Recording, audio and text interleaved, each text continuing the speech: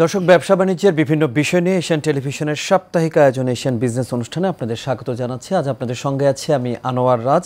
আমাদের আজকের আলোচনার বিষয় প্রকৌশল খাত, আর এই বিষয় নিয়ে কথা বলার জন্য স্টুডিওতে অতিথি হয়ে উপস্থিত আছেন আমার ডান পাশে engineer AKM Rezaul Karim, chairman centre for human rights and human development. তার পাশে আছেন জুবায়ের পাটোয়ারি, ঢাকা পলিটেকনিক ইনস্টিটিউট। তারপরে আছেন রহমতুল আলম শিহাব, ঢাকা পলিটেকনিক ইনস্টিটিউটের শিক্ষার্থী। আপনাদের তিনজনকে অনুষ্ঠানের শুরুতে আমন্ত্রণ জানাচ্ছি আমাদের এই স্টুডিওতে, এবং আমাদের সঙ্গে কিন্তু একজন অতিথি ভার্চুয়ালি যুক্ত হবেন। আমরা এখনও যুক্ত করতে পারিনি তাকে। উনি হলেন অধ্যাপক সৈয়দ আব্দুল আজিজ, কারিগরি শিক্ষা বিশেষজ্ঞ। তো অনুষ্ঠানের শুরুতেই যেই বিষয়টি নিয়ে কথা বলতে চাই, আমরা প্রকৌশল খাত নিয়ে কথা বলবো। এবং প্রকৌশল খাতেই আমরা সবাই জানি কিন্তু যে বাংলাদেশ প্রকৌশল খাত এবং শিক্ষার্থীদের মাঝে একটি চলমান অস্থিতিশীলতা বিরাজ করছে। তো সব কিছু মিলিয়ে যেটা দেখতে পাচ্ছি যে প্রকৌশল বিএসসি যারা আছেন তারা কিন্তু 3 দফা দাবি দিয়েছেন, সেটা আপনারা অবশ্যই জানেন। এই বিষয়টি নিয়ে কথা বলতে চাই। শুরুতেই আমি আসতে চাই আমাদের সাথে জুবায়ের পাটোয়ারি, ঢাকা পলিটেকনিক ইনস্টিটিউটের শিক্ষার্থী আছেন। আপনার কাছে যে বিষয়টি নিয়ে জানতে চাইব যে প্রকৌশল অধিকার আন্দোলনের দাবি অনুযায়ী 10ম গ্রেড বা উপসহকারী প্রকৌশল বা সমমান পদের যে নিয়োগ পরীক্ষা ডিপ্লোমা ও বিএসসি ডিগ্রিধারী উভয়ের জন্য উন্মুক্ত করলে তো একটা বৈষম্য দূর হয়। এখানে আসলে আপত্তিটা কেন আপনাদের? ধন্যবাদ। প্রথমে শুরু করতে চাই, আসলে ডিপ্লোমা ইঞ্জিনিয়ারিং বা পলিটেকনিক শিক্ষার্থীদের থেকে জুলাই গণ অভ্যুত্থানে 24-এর আমাদের 18 জন শহীদ হয়েছে কোঠামুক্ত বাংলাদেশ, বৈষম্যমুক্ত বাংলাদেশ গঠনের লক্ষ্যে, নতুন বাংলাদেশ বিনির্মাণের লক্ষ্যে। তো আমরা কোঠার বিরুদ্ধে আন্দোলন করেছি, এবং যেটি একটি মীমাংসিত বিষয় 1978 সালের গ্যাজেট প্রজ্ঞাপন, 1994 সালের গ্যাজেট প্রজ্ঞাপন, এই প্রত্যেকটা বিষয় মীমাংসিত। এবং 10ম গ্রেড উন্মুক্ত করার ক্ষেত্রে আমাদের যে বিষয়টা সবার প্রথমে লক্ষ্য রাখতে হবে, আসলে অফিস সহায়ক পদে যদি এইচএসসি যোগ্যতা চাওয়া হয়, সেখানে কিন্তু একজন মাস্টার্স করা শিক্ষার্থীও কিন্তু অ্যাপ্লাই করতে পারে, তো কারণ তার এইচএসসি সার্টিফিকেট কমপ্লিট করা। কিন্তু ডিপ্লোমা ইঞ্জিনিয়ার বা 10ম গ্রেডের যে পদটি উপসহকারী প্রকৌশলী পদ, সেখানে ডিপ্লোমা ইঞ্জিনিয়ারিং যোগ্যতা নির্ধারণ করে দেওয়া। তো সেই ডিপ্লোমা ইন ইঞ্জিনিয়ারিং শুধুমাত্র বিটিইবির কোর্স কারিকুলাম স্ট্যান্ডার্ডেই আছে। তো যিনি বুয়েট চুয়েট থেকে পড়াশোনা করেছেন তার তো ডিপ্লোমা ইঞ্জিনিয়ারিং সার্টিফিকেট নেই, কাজেই 10ম গ্রেডে অ্যাপ্লাই করার সুযোগ সেখানে নেই। এটা হবে আত্মঘাতী কারিগরি শিক্ষার জন্য।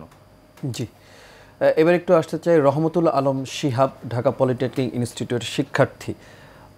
আপনারা পদোন্নতি পেয়ে সহকারী প্রকৌশল হয়ে থাকেন।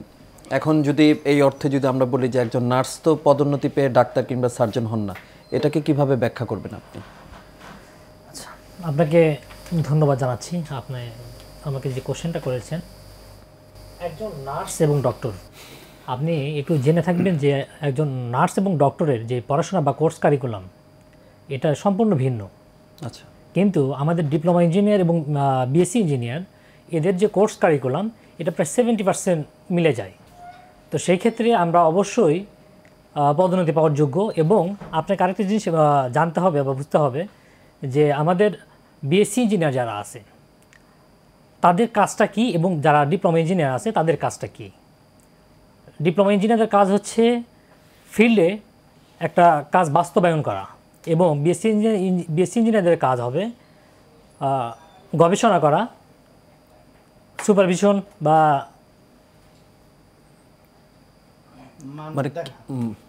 মানটা দেখা, তাদের কাজের মানটা কি হচ্ছে, কাজের মানটা কি দেখা। তো একজন বিএসসি ইঞ্জিনিয়ার এবং ডিপ্লোমা ইঞ্জিনিয়ারের মধ্যে পার্থক্য হবে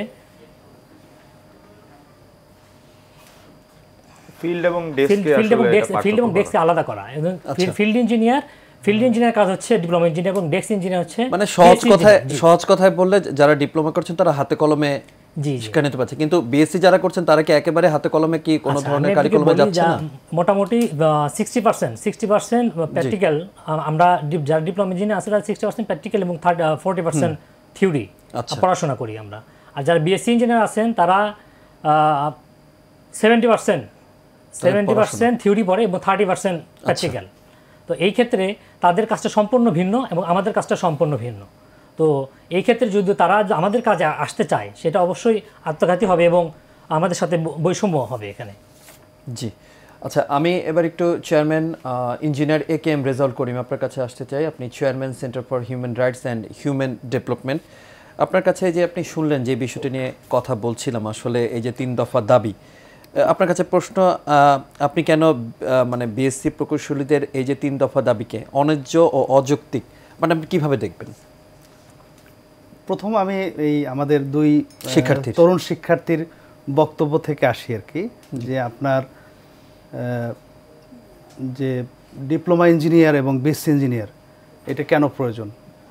যেমন ধরেন আপনি ওই উদাহরণ দিলেন আর কি আপনার মেডিকেলের কথা, এখানে নার্স এবং ডাক্তার উদাহরণ হবে না, উদাহরণটা হবে এরকম যে যারা মেডিকেল অফিসার, এমবিবিএস, সদ্য এমবিবিএস পাস করা মেডিকেল অফিসার এবং বিশেষজ্ঞ, আপনি দেখবেন যে একটা মেডিকেল কলেজে বা মেডিকেল হসপিটালে আপনার এমবিবিএস অফিসাররা, এমবিবিএস ডাক্তাররা প্রথম রোগীর বিভিন্ন অসুবিধা সুবিধা সম্পর্কে তারা নোট নেয় এবং সেটা তারা বিশেষজ্ঞের সঙ্গে কনসাল্ট করে। আপনার সিমিলারলি আপনার একজন ডিপ্লোমা ইঞ্জিনিয়ার, ফর এক্সাম্পল ধরেন সিভিল ইঞ্জিনিয়ার, সে আপনার প্র্যাকটিক্যালি সে কাজটা সে ওখানে কিভাবে করতে হবে সেটা তার কর্মচারীদেরকে বা যারা শ্রমিক আছে তাদেরকে সে সরাসরি ইনস্ট্রাকশন দেয়। এবং একজন বিএসসি প্রকৌশলী কিন্তু এই ডিপ্লোমা প্রকৌশলকে সুপারভাইজ করে। আর প্রথম যে কোশ্চেনটি ছিল যে আপনার দশম গ্রেডের যদি বিএসসি ইঞ্জিনিয়ার যদি অ্যাপ্লাই করে তাতে কি অসুবিধা, সেটা সে খুব কারেক্টলি বলছে যে আপনার ডিপ্লোমা ইঞ্জিনিয়ারিং না থাকলে তো সে ওই পদে অ্যাপ্লাই করতে পারবে না। কিন্তু আপনি প্রশ্ন করলেন যে তাহলে কিভাবে পদোন্নতি পাবে। বাংলাদেশে এবং পাকিস্তানের ইতিহাসেও আপনার দেখবেন যে ডিপ্লোমা প্রকৌশলী থেকে প্রধান প্রকৌশলী পর্যন্ত হয়েছে, এরকম রেকর্ড আছে। এবং এই রেকর্ডটা কিন্তু আপনার কোনো ইসের ভিত্তিতে না, আপনার এটা যোগ্যতার ভিত্তিতে। আপনি দেখবেন যে বিভিন্ন দেশে, বাংলাদেশে আছে যেমন বলে ন্যাশনাল ভোকেশনাল কারিকুলাম লেভেল, আপনার একজন ইঞ্জিনিয়ার যদি সে 3 বছর 4 বছর এক্সপিরিয়েন্স হয়, সে অটোমেটিক্যালি কিন্তু সে ওই ইসের জন্য, কাজের জন্য সে কোয়ালিফিকেশন অর্জন করে। আপনার একাডেমিক ডিগ্রিটাই শুধু কোয়ালিফিকেশন না, একজনের এক্সপিরিয়েন্সও কোয়ালিফিকেশন।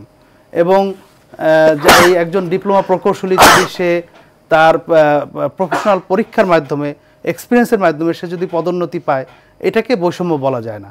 আর একটা জিনিস আমি এখানে খুব মানে গুরুত্ব সহকারে উল্লেখ করতে চাই, যেমন মনে করেন যে আপনার এই যে সহকারী প্রকৌশলী যারা বিএসসি ইঞ্জিনিয়ারিং করেন, সেটা বুয়েট থেকে হোক বা অন্য কোনো ইঞ্জিনিয়ারিং ইউনিভার্সিটি বা পাবলিক ইউনিভার্সিটির কোনো ইঞ্জিনিয়ারিং ডিপার্টমেন্ট থেকে হোক, তারা কিন্তু শুধুমাত্র বিসিএস যখন পরীক্ষা হয় ইঞ্জিনিয়ারিং ডিপার্টমেন্টের পরীক্ষাই দেন না, তারা অনেকেই আপনার দেখা যায় যে অ্যাডমিনিস্ট্রেশন ক্যাডারে পরীক্ষা দেন, পুলিশ ক্যাডারে পরীক্ষা দেন, তাদের ওই সুযোগটা থাকে আর কি। হ্যাঁ, তো আপনার তারা যদি ডাইভার্ট করতে পারেন তাহলে আপনার ডিপ্লোমা প্রকৌশলীদের প্রতি এরকম তুচ্ছতাচ্ছিল্য করার কোনো প্রয়োজন নেই।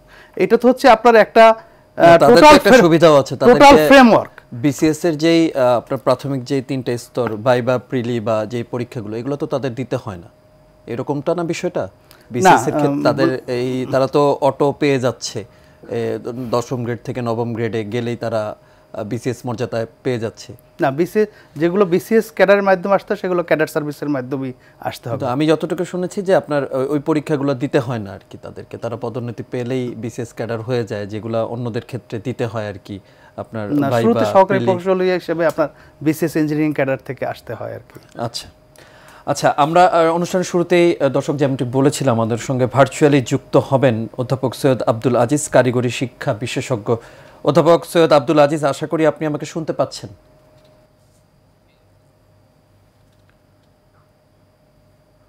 অধ্যাপক সৈয়দ আব্দুল আজিজ, আশা করি আপনি আমাকে শুনতে পাচ্ছেন, যদিও আমি আপনাকে দেখতে পাচ্ছি না।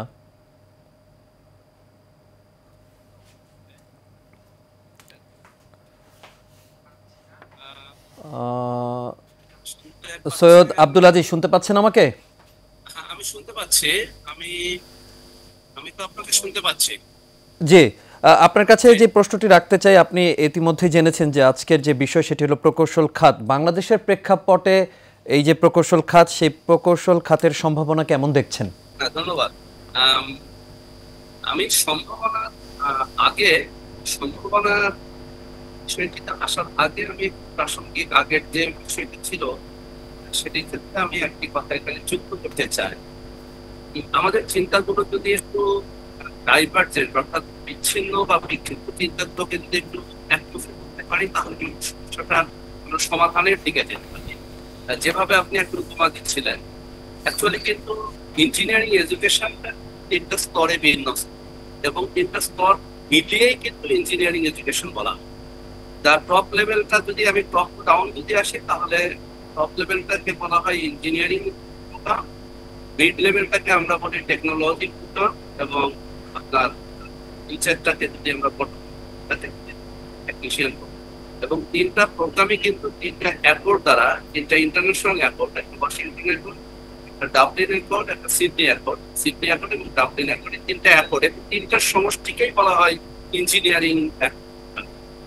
এটাকে কিন্তু বিচ্ছিন্ন আমি তুমি এরকম নয়, আমরা ওয়ার টুগেদার। তো এইটা যদি আমরা যদি এই দৃষ্টিভঙ্গিটাকে ধারণ করি তাহলে আমাদের মনে হয় যে যে সমস্যাটাকে আমরা দেখছি এটার সমাধানে আমরা রূপান্তর। এটি হচ্ছে আমার বিষয়।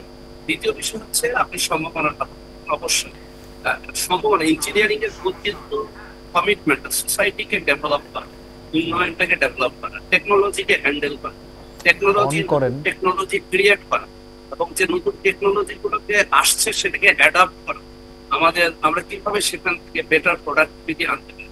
ইঞ্জিনিয়ারিং বা টেকনোলজি এটাই হচ্ছে মূল জায়গাটা।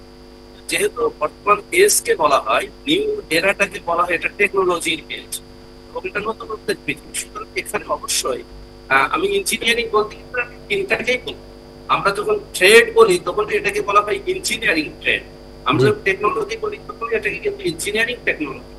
সুতরাং আমি তিনটা সমষ্টি একটি নতুন পৃথিবীর জন্য, একটি নতুন বাংলাদেশ বিনির্মাণের জন্য, একটা সমৃদ্ধ বাংলাদেশ বিনির্মাণের জন্য কিন্তু অবশ্যই ইঞ্জিনিয়ারিং ফিল্ডের একটা অবাধিত সম্ভাবনা দেখতেছে। আমি মনে হয় আপনার জি chairman centre for human rights and human development engineer AK Rezaul Karim, আপনাকে অসংখ্য ধন্যবাদ আমাদের সঙ্গে যুক্ত হওয়ার জন্য। দর্শক, বিরতির পর আবার আমন্ত্রণ, আপনারা দেখছেন এশিয়ান বিজনেস অনুষ্ঠান। আজ আপনাদের সঙ্গে আছি আমি আনোয়ার রাজ এবং আমাদের সঙ্গে প্রকৌশল খাত নিয়ে কথা বলার জন্য উপস্থিত আছেন অতিথিরা। আমাদের স্টুডিওতে উপস্থিত আছেন engineer AK Rezaul Karim, chairman centre for human rights and human development, আছেন জুবায়ের পাটোয়ারি, ঢাকা পলিটেকনিক ইনস্টিটিউটের শিক্ষার্থী, আছেন রহমতুল আলম শিহাব, ঢাকা পলিটেকনিক ইনস্টিটিউটের শিক্ষার্থী, এবং সেই সাথে আমাদের সঙ্গে একটু আগেই যুক্ত হয়েছিলেন ভার্চুয়ালি অধ্যাপক সৈয়দ আব্দুল আজিজ, কারিগরি শিক্ষা বিশেষজ্ঞ, তিনি আমাদের সঙ্গে কথা বলছিলেন। অনুষ্ঠানের শুরুতেই আমরা বিভিন্ন বিষয় নিয়ে কথা বলেছি। এখন একটু জানতে চাইব, জুবায়ের পাটোয়ারি, ঢাকা পলিটেকনিক ইনস্টিটিউটের শিক্ষার্থী, আপনার কাছে আসতে চাই। আমরা একটু আগে যে এই যে নার্স, ডাক্তার, এসব বিষয় নিয়ে কথা বললাম, একটু বলতে চাই যে বিভিন্ন অধিদপ্তরে IDEB কিংবা পেশাজীবী অ্যাসোসিয়েশনের মাধ্যমে চিঠি দিয়ে নিয়োগ এবং যে পদোন্নতি বলা হচ্ছে যে প্রভাব বিস্তার করে BSc প্রকৌশলীদের পদ বাগিয়ে নিচ্ছেন আপনারা, এই ধরনের একটি কথা আমরা শুনতে পাচ্ছি। কথাটি যদি সত্যি হয় তাহলে তো ভয়াবহ ধরনের অন্যায়। আপনি কি বলছেন এই বিষয়টা? আসলে যেভাবে গণমাধ্যমে, সামাজিক মাধ্যমে প্রচার করা হচ্ছে যে ডিপ্লোমা প্রকৌশলীরা IDEBর মাধ্যমে বা সার্ভিস অ্যাসোসিয়েশনের মাধ্যমে পদোন্নতি নিচ্ছে বা যেই যতটুকু পদোন্নতি পাওয়ার কথা তার থেকে বেশি নিচ্ছে, আসলে এটা অপ্রাসঙ্গিক এবং অযৌক্তিক। এর অন্যতম কারণ হচ্ছে প্রকৌশল অধিকার আন্দোলন যে রেফারেন্সগুলো দিচ্ছে যে পানি উন্নয়ন বোর্ডে আমাদের ডিপ্লোমা প্রকৌশলীরা তাদের নিয়োগ আটকিয়ে আমরা পদ হরণ করেছি, আসলে এই বিষয়গুলো অযৌক্তিক। যেই সার্কুলারটি দিয়েছিল 2024 সালে, সেখানে আমাদের জন্য সংরক্ষিত পদ ছিল উইদিন 33%, 10টা আমাদের সংরক্ষিত পদ ছিল। তো সেটি সংশোধন করে পরবর্তীতে পূর্ণ সার্কুলার দেওয়া হয়েছে। তো পানি উন্নয়ন বোর্ডের যে দুর্নীতি সেটা আমরা জানি পূর্বের ফ্যাসিস্ট আমলে। তো সেখানে চেইন অফ কমান্ড থেকে শুরু করে নিচে পর্যন্ত কোনো নিয়ম কোনো কিছুই মানা হয় না। তো সেখানে ডিপ্লোমা প্রকৌশলীরা তাদের অধিকারের জন্য যদি কথা বলে, এটা কোনোভাবেই তার ন্যায় বহির্ভূত কাজ না। আর অন্যান্য অধিদপ্তর বা মিনিস্ট্রিতে যদি দেখি, আমরা যে 33% যেটা 1978 সালে গভর্নমেন্ট অর্ডারের মাধ্যমে নির্ধারিত, সেই 33% আমরা এখন পাচ্ছি না। কারণ আমাদের যে অ্যাসিস্ট্যান্ট ইঞ্জিনিয়ার যে পোস্টটা, এই অ্যাসিস্ট্যান্ট ইঞ্জিনিয়ারের সমমানের পোস্ট আগে ছিল সাব ডিভিশনাল অফিসার। যারা বেশি দায়িত্ব নিয়ে কাজ করতো তাদেরকে সাব ডিভিশনাল অফিসার হিসেবে দায়িত্ব দেওয়া হতো। তো সাব ডিভিশনাল অফিসারকে পরিবর্তন করে সাব ডিভিশনাল ইঞ্জিনিয়ার তৈরি করা হয় এবং তার কারণে সহকারী প্রকৌশলীর পদ অনেকটাই কমে যায় এবং সেটা 6 গ্রেডে চলে যায়। তো পদ কিন্তু ওখান থেকেই মিনিমাইজ হয়ে গেছে। আর আমাদের ডিপ্লোমা ইঞ্জিনিয়ার, আমাদের তো অনেক পলিটেকনিক এখন, আগে ছিল 17টা, এখন 500-র অধিক পলিটেকনিক প্রাইভেট গভর্নমেন্ট মিলিয়ে। তো আমাদের তো অনেক চাহিদা বেড়েছে, কিন্তু আমরা তো সেই 33%ও পাচ্ছি না। আপনার উদাহরণস্বরূপ রোডস অ্যান্ড হাইওয়েতে দেখতে পারেন আমাদের যে ইনটেকও কিন্তু আমরা 100% পাই না, সেখানে আমরা 85% পাই, এবং 15% সরাসরি ফিডার পোস্ট থেকে আসে। তো কাজেই আমাদের যে প্রমোশন 33% সেটাও আমরা এখন ন্যায্যভাবে পাচ্ছি না, আমাদের অনেকাংশেই সেই পদোন্নতি কমে এসেছে। তো এটা আসলে কোনোভাবেই প্রাসঙ্গিক না। জি, রহমতুল আলম শিহাব, আপনার কাছে আসতে চাই, জানতে চাইবো যে বিএসসি প্রকৌশলীরা বলছেন আপনারা ইন্টারমিডিয়েট পাস, আর ডিপ্লোমা ইঞ্জিনিয়ারিং কি আসলেই ইন্টারমিডিয়েট পাস সমমান? আপনি কি মনে করেন এই বিষয়টা, কিভাবে দেখেন? ধন্যবাদ আপনাকে। কিন্তু আপনি যে কোশ্চেনটা করছেন এটা সুন্দর কোশ্চেন করছেন, এটা অবশ্যই সবার জানা উচিত আসলে। তো যারা আমরা যতটুকু জানি যে বিএনকিউএফ, বাংলাদেশের ন্যাশনাল কোয়ালিফিকেশন ফর্ম যেটা আছে, এখানে স্পষ্টভাবে উল্লেখ করা আছে যে এইচএসসি বা এইচএসসি সমমান যারা, তারা বিএনকিউএফ লেভেলে 5, এবং ডিপ্লোমা যারা আছে তারা 7, এবং যারা বিএসসি ইঞ্জিনিয়ার, ডিপ্লোমা যারা তারা 6, এবং যারা বিএসসি ইঞ্জিনিয়ার আছে তারা 7। তো সেই ক্ষেত্রে আমাদের পদমর্যাদা এক হয় না, কখনো এক হয় না। ডিপ্লোমা ইঞ্জিনিয়ার 6 এবং যারা বিএসসি ইঞ্জিনিয়ার করে তারা 7। এবং আমি আপনাকে আরেকটা জিনিস একটু তথ্য দিয়ে রাখি, যে যারা এইচএসসি পাস করে কিন্তু আমাদের ডিপ্লোমাতে ভর্তি হওয়া যায়, তারা সরাসরি 3rd সেমিস্টারে এসে ভর্তি হতে পারে। তো সেই ক্ষেত্রে আমাদের সমমান কিভাবে হয়? যদি সমমানই হতো তাহলে কেন তারা এসএসসি পাস করার পরে আমাদের ডিপ্লোমাতে 3rd সেমিস্টারে কেন ভর্তি হবে? ডিপ্লোমা মানে তাদেরকে 3rd সেমিস্টারে ভর্তি হতে হবে এরকম কোনো নিয়ম বাধ্যবাধকতা? আবার আপনি মেট্রিক পাস করেও তো সরাসরি ফার্স্ট সেমিস্টার থেকে ভর্তি হতে পারছেন। সেই ক্ষেত্রে এখানে এটা বলার কোনো অবকাশ, মানে যা বলতেছে এটা সম্পূর্ণ মিথ্যাচার করতেছে। না, আমি জাস্ট সহজ করে দিই। আচ্ছা, আমি আপনার কাছে এই বিষয়টা নিয়ে আসবো। Chairman centre for human rights and human development engineer A K M Rezaul Karim, আপনি দুজনের কথাই তো শুনলেন, আপনি কিভাবে মানে এটা হচ্ছে আপনার একদম ভেরি ক্লিয়ার। আপনার এই ফার্স্ট ইয়ারে আর কি ডিপ্লোমা ইঞ্জিনিয়ারিং এর ফার্স্ট ইয়ারে আপনার আইএসসির ফুল সাবজেক্ট পড়ানো হয়, ম্যাথমেটিক্স, ফিজিক্স, কেমিস্ট্রি, এবং এর সাথে আপনার ইংরেজিও পড়ানো হয়, এবং বেসিক ইঞ্জিনিয়ারিং যেগুলো আছে সেগুলো আপনার পড়ানো হয়। আর এই ডিপ্লোমা ইঞ্জিনিয়ারিং অবশ্যই আপনার আইন অনুযায়ীও আপনার ঊর্ধ্বে এই ইন্টারমিডিয়েটের, এবং লেখাপড়াও ঊর্ধ্বে। কারণ আপনার একজন আইএসসি যারা ছাত্র বা ছাত্রী, তারা 2 বছর পরে তারা আইএসসিটা কমপ্লিট করে।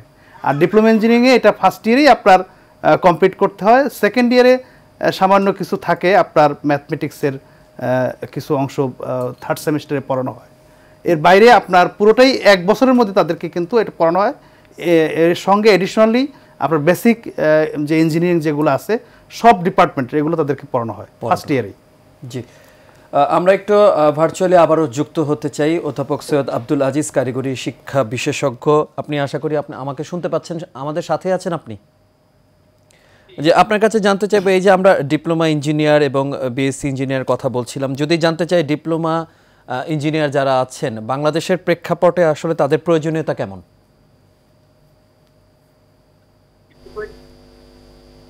শুনতে পাচ্ছেন না? সৈয়দ আব্দুল আজিজ, শুনতে পাচ্ছেন আপনি আমাকে? আমি শুনতে পাচ্ছি। জি, হ্যাঁ, আমার প্রশ্নটা হলো, আপনি একজন কারিগরি শিক্ষা বিশেষজ্ঞ, তো বাংলাদেশের প্রেক্ষাপটে যারা ডিপ্লোমা ইঞ্জিনিয়ার আছেন তাদের প্রয়োজনীয়তা কেমন আপনি দেখছেন আর কি? যদিও আমাদের একটা বিরতির সময় হয়েছে, আমরা বিরতি থেকে ফিরে এসে আপনার এই মানে আপনার উত্তরটা নিব। আপনার কাছে প্রশ্ন রেখে বিরতিতে যাচ্ছি, শুনতে পাচ্ছেন নিশ্চয়ই। আপনার কাছে প্রশ্ন রেখে গিয়েছিলাম যে প্রকৌশল খাতের যে সম্ভাবনা, সেখানে যারা ডিপ্লোমা ইঞ্জিনিয়ার আছেন তাদেরকে আসলে বাংলাদেশে কেমন প্রয়োজন, তাদের সম্ভাবনা কেমন দেখছেন? সৈয়দ আব্দুল আজিজ, শুনতে পাচ্ছেন? আশা করি আমাকে শুনতে পাচ্ছেন আপনি। জি জি জি জি, ধন্যবাদ। এটি খুব গুরুত্বপূর্ণ প্রশ্ন যে আমাদের কি পরিমাণ ইঞ্জিনিয়ার। আমি একটু শব্দটিকে একটু ভাবে যদি বলি, আমরা যদি টোটাল ম্যান পাওয়ারটাকে আমরা বলি, বাংলাদেশের টোটাল ম্যান পাওয়ার আমাদের 2030 এটা আমরা জানি যে সর্বোচ্চ 120 মিলিয়ন, এটা একটা করতে 128 মিলিয়ন, 12 থেকে 80 লক্ষ কর্মক্ষম। আমরা এই মানব সম্পদের, এই কর্মক্ষমী মানব সম্পদকে কি পরিমাণ কোন স্তরে কোন যোগ্যতায় তৈরি, তার জন্য আমরা একটি প্রজেকশন আমরা করেছি, একটি গবেষণা হয়েছে, এটা স্ট্র্যাটেজিক ওয়ার্ক। সেখানে আমরা দেখিয়েছি যে টপ লেভেল, অর্থাৎ যেখানে আমরা ইঞ্জিনিয়ার শব্দটাকে আমরা যেভাবে বাংলাদেশে মানে বয়ানটা আমরা যেভাবে তৈরি করেছি, ইঞ্জিনিয়ারদের কাজটা কিন্তু খুবই ইনোভেটিভ এবং এটা রিসার্চ বেসড, গবেষণা, এটা নতুনত্ব ভিত্তিক। আর আমরা যেটাকে যে ইঞ্জিনিয়ার পদশিরোনাম ব্যবহার করছি, এই কাজগুলো কিন্তু অধিকাংশই আমাদের টেকনোলজিস্টদের কাজ, যেগুলো ইমপ্লিমেন্টেশনের জায়গাটা। তাহলে আমি যদি আগে স্তরে একটা টোটাল ওয়ার্কফোর্স প্ল্যানটাকে টপ লেভেল আমরা কি পরিমাণ, সেখানে আমরা উন্নত বিশ্বে দেখি যে 7 to 8%, মানে যেটা বর্তমানে বাংলাদেশে কিন্তু একটা লেস দ্যান 5% আছে। 2013-তে একটা স্টাডি করে দেখেছিলাম, এটিকে আমাদের সর্বোচ্চ 7 থেকে 8% নিতে পারলে এটা একটা উন্নত রাষ্ট্রের যে শীর্ষ পর্যায়ের যে মানব সম্পদ দরকার, গবেষক, রিসার্চার, শিক্ষক উন্নত মানের, এটা আমাদের। এবং যারা সংস্থার প্রধান হবে, যারা সমাজ উন্নয়নের কাজ করবে, এইটাই। আর মিড লেভেল এখন কিন্তু গোটা প্রযুক্তি, আমি আগের কথাই বলেছি, এই জায়গাটাতে অধিকাংশ রাষ্ট্রের কিন্তু 50-এর নিচে নয়, কোনো রাষ্ট্রে এই 80 বা তার চেয়েও বেশি। এবং এই জায়গাটাতেই কিন্তু মূল ওয়ার্কফোর্সটা কিন্তু প্রোডাক্টিভ ওয়ার্কফোর্সটা কাজ করবে এই জায়গা। এবং সেখানে আমরা বাংলাদেশকে উন্নত সমৃদ্ধ করার জন্য আমরা 65%, 8% হবে টপ লেভেল, মিড লেভেলটা হবে 65%, এবং লোয়ার লেভেল যেটি বর্তমানে আমাদের হিসাবে প্রায় 90% উপরে আনস্কিল, লো স্কিল ম্যান পাওয়ার, এটাকে আমরা মিনিমাইজ করে 27%, সেমি স্কিল, লো স্কিল, এই জায়গাটাই 27%। সুতরাং এই যে 65%, এই জায়গাটাই আমি শুধু ডিপ্লোমা ইঞ্জিনিয়ার করছি না, আমি মিড লেভেল, সকল পর্যায়ের মিড লেভেল ম্যানেজার বা মিড লেভেল যে প্রফেশনাল যে প্যাটার্নটা, এটা আমাদের তৈরি করতে হবে। সেটা করতে গেলে 120 বিলিয়নের এগেনস্টে এটি প্রায় কিন্তু 68 বিলিয়নের মতো এই সংখ্যা এসে না। এবং আমাদের জাতীয় একটা পরিকল্পনা আছে টিপে, technical professional education and training, এটিকে যদি 30% আমরা নিয়ে যাই, তাহলে মিনিমাম আমরা কিন্তু প্রোডাক্টিভিটিটাকে আমরা স্ট্যান্ডার্ডে নিয়ে আসতে পারি। এই 30%-এর সংখ্যাটা হলে বর্তমানে যেটা সবগুলো প্রোগ্রাম মিলে আমাদের কারিগরি শিক্ষা 15 লক্ষের মতো হয়, এটাকে যদি ওয়ার্কিং এজ পপুলেশনে আমরা যদি কর্মক্ষম জনসংখ্যার বিপরীত 30% করি, তাহলে এটা প্রায় 8.1 মিলিয়ন, 81 লক্ষকে নিয়ে যেতে হয়। এবং এটি হচ্ছে শর্ত বাংলাদেশকে উন্নত সমৃদ্ধ বাংলাদেশ, অর্থাৎ প্রথমে মধ্যমায়ের বাংলাদেশ এবং তারপর সমৃদ্ধ বাংলাদেশের। সুতরাং আমি বলবো যে কারিগরি শিক্ষা এবং মানসম্পন্ন, শুধু সংখ্যা বাড়ালে চলবে না, মানসম্পন্ন টেকনোলজি বেস আমরা যদি টেকনোলজিস্ট তৈরি করতে চাই, mid level engineering man power তৈরি করতে চাই, তাহলে ডিপ্লোমা ইঞ্জিনিয়ারিং এডুকেশনকে অবশ্যই দুটি মাত্রায় সম্প্রসারণ করতে হবে। একটা তার সংখ্যা এবং আরেকটা তার বা আমাদের জব মার্কেটের যে স্কিল, যে সেই স্কিলটাকে পূরণ করার মতো মানসম্পন্ন আমাদের এই ডিপ্লোমা ইঞ্জিনিয়ারিং গ্রাজুয়েট আমাদের তৈরি। আমি আশা করি যে আপনার এই বক্তব্যটা আমি। যে অধ্যাপক সৈয়দ আব্দুল আজিজ, কারিগরি শিক্ষা বিশেষজ্ঞ, আপনাকে অসংখ্য ধন্যবাদ, আপনি আমাদের সঙ্গে যুক্ত ছিলেন। আমি জুবায়ের পাটোয়ারি আপনার কাছে আসছে যে অনুষ্ঠানে একেবারে শেষ পর্যায়ে যে বিষয়টি নিয়ে, সেটি হলো যে একটা বিষয় আমরা অনেকে পরিষ্কার না, যেমন আপনার উপসহকারী প্রকৌশল হতে, মানে যেটা অভিযোগ করে থাকেন আসলে বিএসসিডি যারা, তারা বলেন যে সহকারী প্রকৌশলী পদে পদোন্নতির জন্য নির্ধারিত 33%, অনেকাংশে 100% পদোন্নতি আপনারা নিয়ে যাচ্ছেন, এটাকে কিভাবে বিশ্লেষণ করবেন? না, এটা আসলে ভুলভাবে অপপ্রচার করা হচ্ছে। দশম গ্রেডে 100% ডিপ্লোমা ইঞ্জিনিয়ার ঢুকে, বিষয়টাও এমন না। দশম গ্রেডটা তো একটা বিশেষায়িত পদ এবং বিশেষায়িত যোগ্যতার ভিত্তিতে এখানে আসে। এবং আমাদের ডিপ্লোমা ইঞ্জিনিয়ারিং কোর্স কারিকুলামে 60% প্র্যাকটিক্যাল পড়াশোনা করি আমরা, যেটা আমরা হচ্ছে প্রজেক্ট এক্সিকিউশন করি, সুপারভাইজ করি, টেকনিশিয়ানদের মেনটেন করা, লেবারদের মেনটেন করা। আমাদের বাংলাদেশের অবকাঠামো উন্নয়নের দিক থেকে আমাদের যে উন্নয়নশীল দেশ, ডেভেলপমেন্ট কান্ট্রি, তো আমাদের মাঠ পর্যায়ে কাজ বেশি। তো আমাদের আইডিবি এবং ডিপ্লোমা ইঞ্জিনিয়ারের পক্ষ থেকে শুরুর থেকে দাবি ছিল যে ডেস্ক লেভেল এবং ফিল্ড লেভেলটাকে আলাদা পৃথক করা।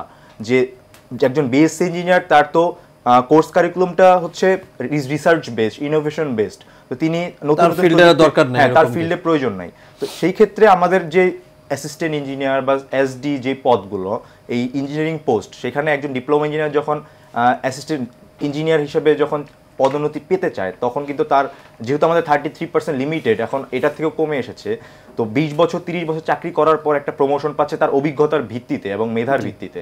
তো এখানে যারা প্রমোশন পাচ্ছে তারা চলতি দায়িত্ব বা অতিরিক্ত দায়িত্ব হিসেবে পাচ্ছে। তো এখানে যে সরাসরি প্রমোশন পাচ্ছে বিষয়টা এমন না। এখন একজন ফ্রেশ গ্র্যাজুয়েট বুয়েট থেকে বা রুয়েট থেকে যে অ্যাসিস্ট্যান্ট ইঞ্জিনিয়ার হিসেবে ঢুকলো বা যে ঢুকবে, তাকে দায়িত্বটা দিলে বেশি কার্যকরী হবে নাকি একজন ডিপ্লোমা ইঞ্জিনিয়ার তাকে দায়িত্বটা দিলে বেশি কার্যকরী হবে? কারণ সে তো ফিল্ড লেভেলে কাজ করে আসছে। আসলে প্রকৌশল সেক্টরটা শুধুমাত্র মেধা দিয়ে যদি যাচাই করা হয়, আসলে এটা আমরা অসংজ্ঞায়িত করছি। সরকারি চাকরি বিধি 2018 সালে এটা স্পষ্টভাবে প্রণয়ন করা যে যারা পদোন্নতি পাবে তাদের মেধা, যোগ্যতা, দক্ষতা তিনটার ভিত্তিতে পদোন্নতি দিতে হবে। তো সেই ক্ষেত্রে শুধু মেধাকে যাচাই করলে হবে না, অভিজ্ঞতা এবং দক্ষতাকেও যাচাই করতে হবে। রহমতুল আলম শিহাব, আপনার কাছে আসতে চাই। আমরা ইতিমধ্যে যেটা দেখেছি যে আপনারা যারা ডিপ্লোমা ইঞ্জিনিয়ারিং ছাত্র শিক্ষক পেশাজীবী সংগ্রাম পরিষদ গঠন করেছেন এবং সেই সপক্ষে আপনারা 7 দফা দাবি পেশ করেছেন। এই দাবি কতটুকু যৌক্তিক বলে মনে করেন? বাংলাদেশ ডিপ্লোমা ইঞ্জিনিয়ারিং ছাত্র শিক্ষক পেশাজীবী সংগ্রাম পরিষদের পক্ষ থেকে যে 7 দফা দাবি প্রস্তাবনা করা হয়েছে, আমি মনে করব 7টা দফাই 100% যৌক্তিক এবং আমরা চাই এই 7টা দফায় যেন বাস্তবায়ন করে সরকার। জি। এবং এই ক্ষেত্রে প্রত্যেকটা দাবি যৌক্তিক এবং আমি আপনাকে বলতে পারি যে আমাদের জুবাইর পাটোয়ারি কিছুক্ষণ আগে বলে গেল যে ফিল্ড ইঞ্জিনিয়ার আমাদের 1 নম্বর যে দাবিটা, ফিল্ড ইঞ্জিনিয়ার এবং ডেস্ক ইঞ্জিনিয়ার এটাকে পার্থক্য করতে হবে, আলাদা করতে হবে। এবং এই যে তারা যে বারবার আমাদের পেছনে যা 10ম গ্রেডে ঢুকতে চাচ্ছে তারা, তো এই জিনিসটাকে তারা আমরা যেটা মনে করতেছি এটা একটা ষড়যন্ত্র করতেছি। কারণ এটা আমাদের সেটেল ইস্যু একটা।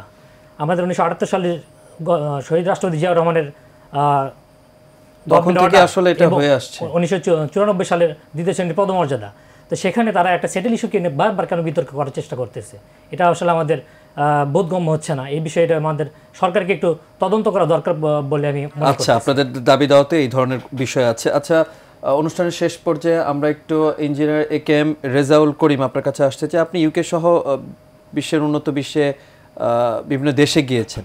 বাংলাদেশের ডিপ্লোমা ডিগ্রিধারীদের আপনি কিভাবে বিশ্লেষণ করবেন?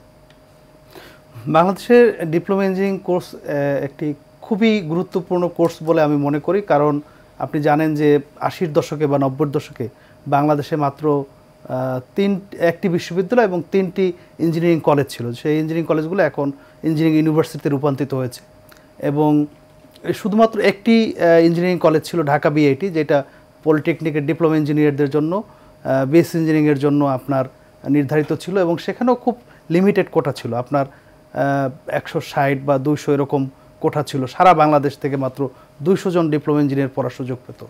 তো সেই ক্ষেত্রে ডিপ্লোমা ইঞ্জিনিয়ারিংটা কিন্তু বাংলাদেশের আপনার একটা ইঞ্জিনিয়ারিং সেক্টরে একটা গুরুত্বপূর্ণ ভূমিকা তারা রেখেছে। আপনি দেখেন যে এত ছোট একটি দেশ কিন্তু এত জনসংখ্যা, সেখানে আপনার বিভিন্ন সেক্টরে আপনার ইঞ্জিনিয়ারদের প্রয়োজন। এই ঘাটতিটা কিন্তু স্বাধীনতার আগে থেকেই এবং স্বাধীনতার পরেও আপনার এই ডিপ্লোমা ইঞ্জিনিয়াররা পূরণ করেছে। এবং এখন আপনার বেশ কিছু আপনার বেসিক ইঞ্জিনিয়ারিং ইউনিভার্সিটি চালু হয়েছে সরকারি এবং বেসরকারিভাবে। সরকারও কারিগরি শিক্ষার দিকে নজর দিচ্ছে।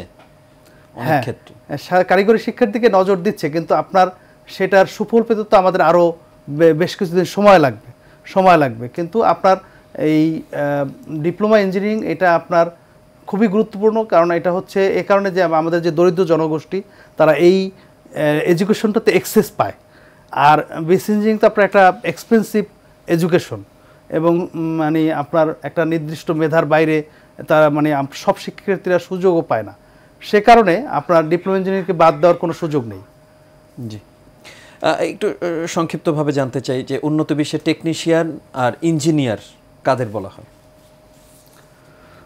টেকনিশিয়ান আপনার যারা আপনার প্রান্তিক লেভেলে আপনার ফর এক্সাম্পল একটা আপনার যে কোনো ফ্যাক্টরিতে যারা গাড়ি বানাবেন, ফ্যাক্টরিতে আপনার যারা একেবারে প্রান্তিক লেভেলে কাজ করেন, হ্যাঁ, তারা হচ্ছে আপনার টেকনিশিয়ান। আর এটাকে যারা ডিজাইন করেন, সুপারভাইজ করেন, তারা ইঞ্জিনিয়ার। আচ্ছা, আর আপনি আমার কাছে যে বিষয়টা বলেছিলেন যে শুরুতেই প্রশ্নটা রেখেছিলাম যে বিএসসি প্রকৌশলীদের যে 3 দফা দাবি সেটা অন্যায্য ও অযৌক্তিক মানে বলছেন, এটা কিভাবে দেখছেন? আমি এই পুরো আন্দোলনটাকে একটু ভিন্নভাবে দেখতে চাই। কারণ আপনি দেখবেন যে এইটা কোনো এখন এই পর্যায়ে কোনো জাতীয় ইস্যু না। আপনার যেখানে আমরা 2026-এ একটা নির্বাচন এক্সপেক্ট করতেছি এবং একটা নির্বাচিত সরকারের আশা করতেছি, সেই ক্ষেত্রে দেখা যাচ্ছে যে কিছু অযৌক্তিক আন্দোলন একটার পর একটা হতে যাচ্ছে। যেমন ধরেন আপনার ডিপ্লোমা ইঞ্জিনিয়ারদেরকে ইঞ্জিনিয়ার বলা যাবে না, এটা একটা মানে এই দাবি, এটা একটা জাতীয় রাজনীতিতে বা একজন বিসিএস ইঞ্জিনিয়ারকে এটা কীভাবে তাদেরকে সহায়তা করবে। তারপর আপনার এই যে একটা 10ম গ্রেডে যে আপনার তাদের যে বলে যে কোঠা সিস্টেম, 10ম গ্রেডের এটা হচ্ছে আপনার একটা কোয়ালিফিকেশন যে ডিপ্লোমা ইঞ্জিনিয়াররা এই পদে আবেদন করতে পারবেন। তো এটা কীভাবে কোঠা হলো, কীভাবে এটা কোঠাকে সঙ্গে তারা রিলেট করলো। তারপর আপনার পদোন্নতির বিষয়, পদোন্নতি আপনার ডিপ্লোমা ইঞ্জিনিয়ারকে কখনো বলেছে যে আপনার এই বিসিএস ইঞ্জিনিয়ারদেরকে এই যে সহকারী প্রকৌশলী থেকে তত্ত্বাবধায়ক প্রকৌশলী বা প্রধান প্রকৌশলী এই যে পদোন্নতি দেওয়া হচ্ছে আপনার ডিপ্লোমা ইঞ্জিনিয়ারদেরকে সেভাবে দেওয়া হচ্ছে না। তো এই বিষয়গুলো আসলে আপনার কোনো আন্দোলনের বিষয় না, এবং এটা যদি কোনো বিষয় থাকতো তারা সরকারের সঙ্গে আলোচনা করতে পারতো এবং অ্যাটলিস্ট তারা পরবর্তী নির্বাচিত সরকারের জন্য ওয়েট করতে পারতো, কারণ এটা একটা পলিসিগত সিদ্ধান্ত। আমি মনে করি যে এটা ঘোলাপানিতে মাছ শিকার করার জন্য হয়তো কারো প্ররোচনা এই ধরনের আন্দোলনের। যে আমরাও চাই যে এই যে বিএসসি ইঞ্জিনিয়ার ডিপ্লোমা ইঞ্জিনিয়ারদের যে দ্বন্দ্ব সেটি মিটে যাক এবং একটি সুষ্ঠু ব্যবস্থাপনার মাধ্যমে সবাই একসাথে হয়ে কাজ করবে, এটাই আমরা প্রত্যাশা করতে পারি। দর্শক, এশিয়ান বিজনেস অনুষ্ঠানে আজ এখানেই বিদায় নিচ্ছি। আগামী পর্বে আবারও দেখা হবে। সে পর্যন্ত সবাই ভালো থাকুন, সুস্থ থাকুন এবং নিরাপদে থাকুন।